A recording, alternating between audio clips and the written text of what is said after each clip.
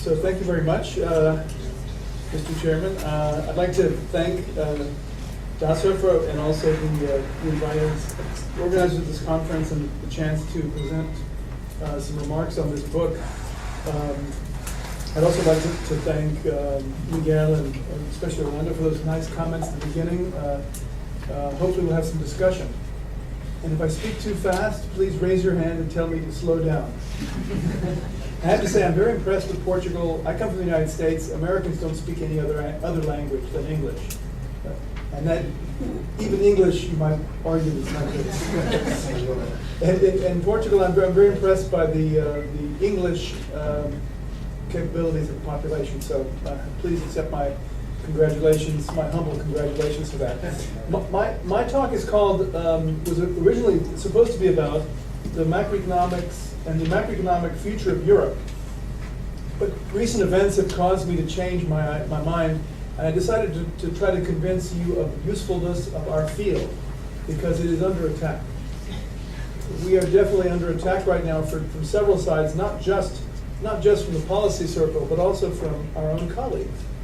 There's a lot of discussion as to whether my colleagues in microeconomics or public finance, whether they have the requisite respect for me that they should have, given that many of our colleagues have backed the wrong horse, used the wrong model, and continue to do so.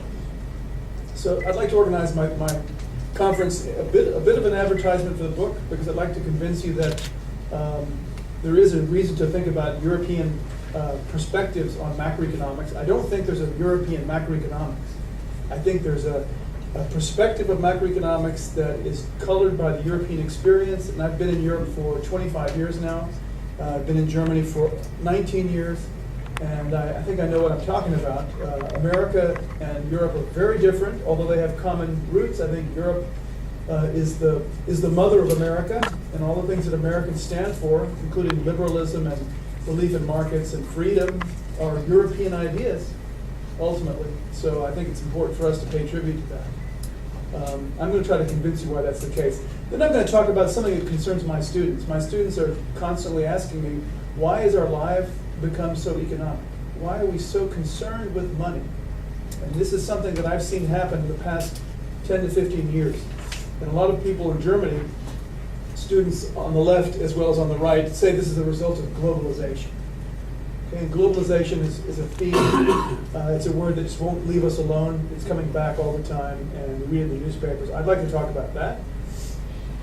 I'd like to talk about the example of the book that the book uses. And in fact, the 6th edition will not come out for a long time, but we're thinking about this already, and it's already in the 5th edition. The idea of the euro as being a point of tension, but also the mother of our economic integration. It's also the child of our economic integration, and it's also the curse of our economic integration.